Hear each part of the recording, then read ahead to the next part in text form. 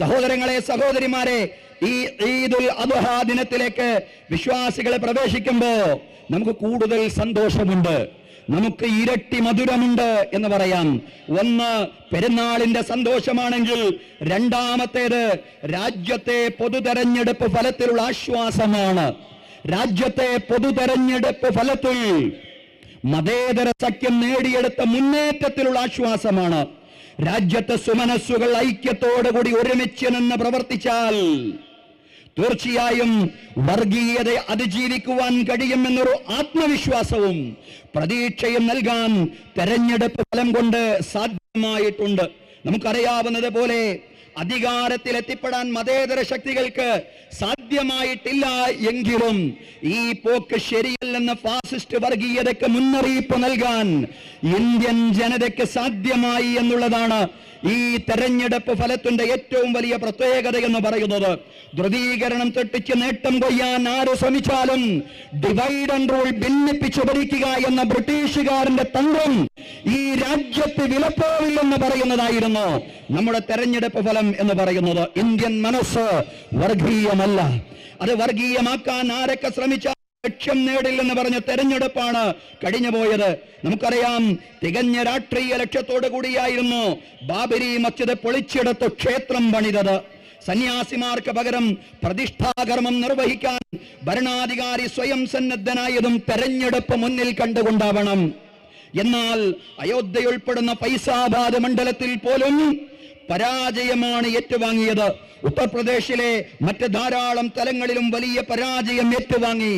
രാംലല്ലയോ രാമക്ഷേത്രമോ പ്രാണപ്രതിഷ്ഠയോ ഒന്നും ജനങ്ങളിൽ ചർച്ചയായില്ല. പകരം അടിസ്ഥാന സൗകര്യങ്ങളുടെ അപര്യാപ്തത, തൊഴിലില്ലായ്മ, കർഷക രോഷം എന്നിവയാണ് ഹിന്ദി ഹൃദയഭൂമിയിൽ പോലും സജീവമായി ക്രിയാത്മകമായി ചർച്ച ചെയ്തത് എന്നുള്ളതാണ്. അതിനെതിരെയുള്ള വിധി രേഖപ്പെടുത്തലായിരുന്നു തെരഞ്ഞെടുപ്പ് ഫലം എന്ന് പറയുന്നത്. സഹോദരങ്ങളെ, വർഗീയ അജണ്ടകൾ ആര് മുന്നോട്ട് വെച്ചാലും അതവർക്ക് നേട്ടമായി മാറില്ലെന്നാണ് ഈ തെരഞ്ഞെടുപ്പ് ഫലം നമ്മോട് പറയുന്നത്. അത് നിന്ദ്യതയായും അത് പരാജയമായും അതല്ലെങ്കിൽ പരാജയത്തിലേക്ക് കൂപ്പുകുത്തുന്ന കാര്യമായും മാറും എന്ന കാര്യത്തിൽ ഒരു സംശയവുമില്ല.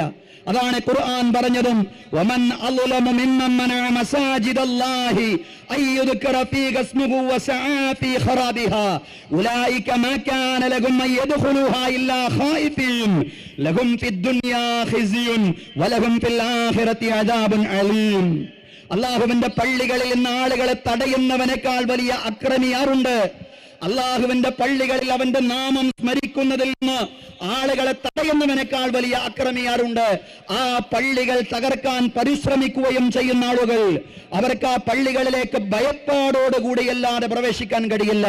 ലഹും ഫിദ് ദുനിയാ ഖിസ്യുൻ വലഹും ഫിൽ ആഖിറതി അദാബുൻ അലീം. അവർക്ക് ഇഹലോകത്ത് നിന്ദ്യതയാണ്, പരലോകത്തെ അവർക്ക് വേദനാജനകമായ ശിക്ഷയാണ് വരാനിരിക്കുന്നത്. സഹോദരങ്ങളെ, മസ്ജിദുകൾ തകർക്കുക, ആരാധനാലയങ്ങൾ തകർക്കുക, ഇത് നിന്ദ്യത ഏറ്റുവാങ്ങുന്ന കൊടും ക്രൂരതയാണ്. ആ നിന്ദ്യതയാണ് അയോധ്യയിൽ നമ്മൾ കണ്ടത്.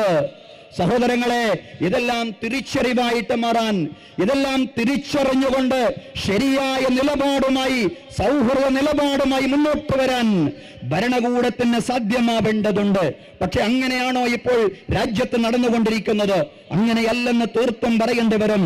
ബാബരി മസ്ജിദ്, ആ ബാബരി മസ്ജിദ് തകർത്തെടുത്ത് ക്ഷേത്രം പണിത് അവിടെ യാതൊരു നേട്ടവും ഉണ്ടാക്കാൻ കഴിഞ്ഞില്ലെന്ന് ഒരു പക്ഷത്ത് നമ്മൾ പറയുമ്പോ, അതേ ബാബരി മസ്ജിദിന്റെ പേര് തന്നെ NCERTയുടെ പാഠപുസ്തകങ്ങളിൽ നിന്ന് വെട്ടിമാറ്റിയ പുതിയ വാർത്തകളാണ് ഇന്ന് നമ്മൾ വായിച്ചത്. ഏറ്റവും ലേറ്റസ്റ്റ് ആയിട്ടുള്ള വാർത്തയായിട്ട് നമ്മുടെ മുമ്പിലുള്ള കാര്യമാണ്.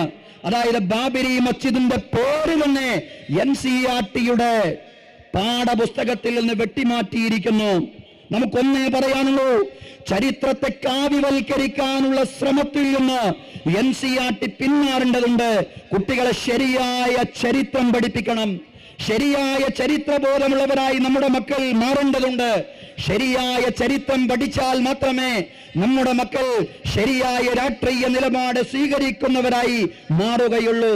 സഹോദരങ്ങളെ, ചരിത്രത്തെ വക്രീകരിക്കാൻ, വളച്ചൊടിക്കാനുള്ള ശ്രമങ്ങൾ ആര് നടത്തിയാലും ഇന്നല്ലെങ്കിൽ നാളത്തെ ഭാവി തലമുറ അത് തിരിച്ചറിയുക തന്നെ ചെയ്യുമെന്ന് NCERT പോലുള്ള സംവിധാനങ്ങൾക്ക് മനസ്സിലാക്കാൻ സാധിക്കേണ്ടതുണ്ട്.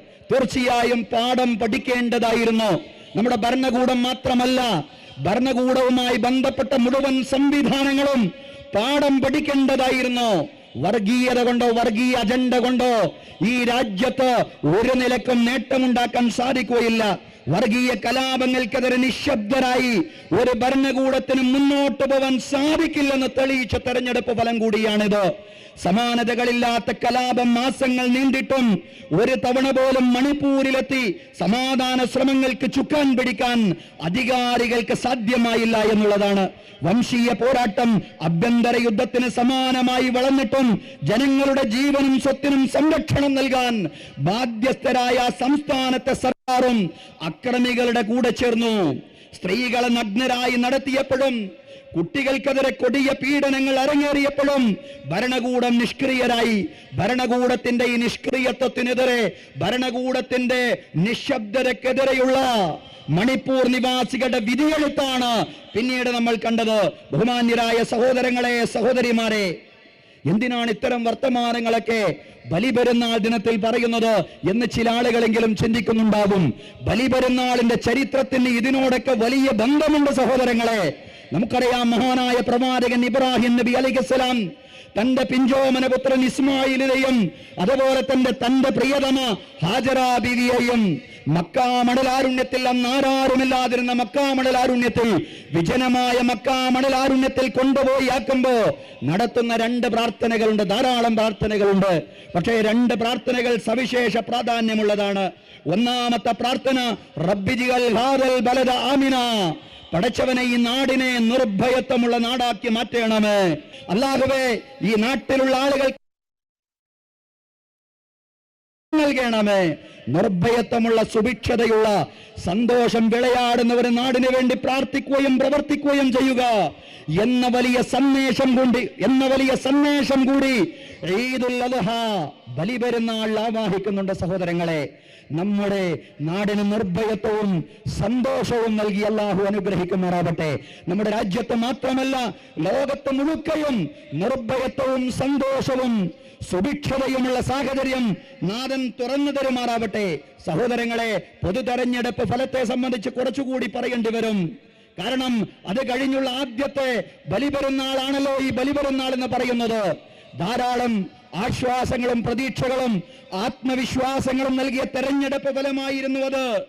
നമുക്കറിയാം, വിദ്വേഷ പ്രസംഗങ്ങൾക്ക് രാജ്യത്ത് ഭാവിയിൽ നിന്ന് കൃത്യമായി പ്രവചിച്ച തെരഞ്ഞെടുപ്പ് ഫലമായിരുന്നു കഴിഞ്ഞ തെരഞ്ഞെടുപ്പ് ഫലം എന്ന് പറയുന്നത്. അറിയാം, നമുക്ക് രാജ്യത്ത് അടിച്ചു വീശിക്കൊണ്ടിരിക്കുന്ന കാറ്റ് തങ്ങൾക്ക് അനുകൂലമല്ലെന്ന് കണ്ടപ്പോ ശക്തമായ വിദ്വേഷ പ്രചരണങ്ങളുമായി അധികാരികൾ മുന്നോട്ട് വന്ന് ദൗർഭാഗ്യകരമായ സാഹചര്യമുണ്ടായി.